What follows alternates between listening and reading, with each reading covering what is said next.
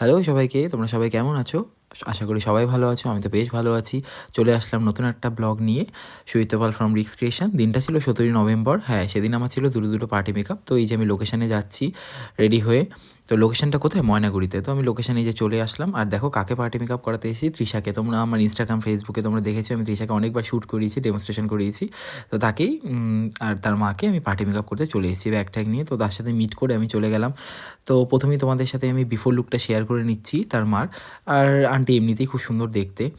তো যাই হোক, তো এই যে বিফোর লুকটা, তারপরে এই যে আফটার লুকটা, অলমোস্ট মেকআপ কমপ্লিট। একটা ডিউই ফিনিশের উপর মেকআপ চেয়েছিল আন্টি, ডার্ক নিউড এর উপর লিপস্টিক, গ্লোয়িং একটা স্কিনের উপরে মেকআপ। আন্টির স্কিন এমনি ভালো, আর চুলে সেরকম কিছু স্টাইলিং করিনি, কারণ বোটক্স স্ট্রেটনিং করা ছিল, তো ওরকম করে স্ট্রেট ছেড়ে দিয়েছিলাম। জুয়েলারি কালেকশনগুলো খুবই ভালো ছিল।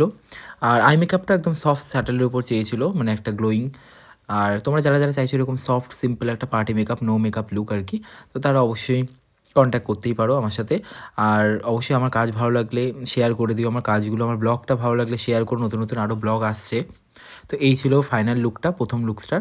তো জুয়েলারি কালেকশন তো খুবই ভালো ছিল, তো আমার তো বেশ ভালো লেগেছে রেডি করে। আর তারপরে এই যে তৃষা যেহেতু আমাকে দাদার মতো বলে, তো আমাকে কিছু টিফিন দিয়ে নিল, বেশ ভালো লাগলো। তারপরে এই যে তৃষার বিফোর লুকটা বেশ মজা করে করলাম মেকআপটা। তো আফটার লুকটা দেখো, তৃষাকে তো আমি অনেকবার সাজিয়েছি, কিন্তু এই first time as a client আমি সাজালাম ওকে। তো খুবই ভালো লাগছিলো। ওর ড্রেসটার সাথে একটা ককটেল লুক দিয়েছি, ওপেন কার্লস, একটা নিউড লিপস্টিক, মানে ডার্ক নিউড শেডের উপরে। আর আই মেকআপটা ছিল একটা ব্লুই শেডের উপর, স্মোকি আই। তো ওকে তো বেশ ভালো লাগছিলো। আর ও খুব যা কিছু পরে না, বেশ ক্যারি করতে পারে। তো তোমরা যারা যারা চাইছো পার্টি মেকআপ করতে অবশ্যই কন্ট্যাক্ট করে নিও, বা প্রি ওয়েডিং, এঙ্গেজমেন্ট, সঙ্গীত, রিসেপশন, ব্রাইড, ওয়েডিং ব্রাইড, এই সব কিছুর জন্য, ইভেন গ্রুম মেকআপও আমি করে থাকি। তোমরা হোয়াটসঅ্যাপ আর কল করতে পারো, আমার প্রোফাইল পেজে দেওয়া আছে নাম্বার।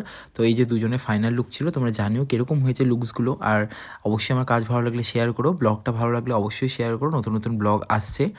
তো দেখো তোমরা কীরকম হয়েছে ফাইনাল লুকটা।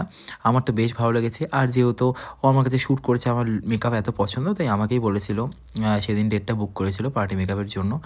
তো আমার তো বেশ ভালো লেগেছিলো সাজিয়ে। আর ওকে তো আমি শ্যুটে সাজিয়েছি, তো আমার বেশ ভালো লাগে। ওর কীরকম লুকস পছন্দ আমি বুঝে গেছিলাম। তো দেখা হবে নতুন একটা ব্লগের সাথে। তো এই ব্লগটা আজকে এই অবধি। তো তোমরা জানিও কীরকম হয়েছে ব্লগটা, পারলে শেয়ার করো, ভালো লাগলে অবশ্যই কাজগুলো তোমরা যারা যারা চাইছো মেকআপ করতে চটপট বুক করে নিও। ততক্ষণের জন্য টাটা, বাই।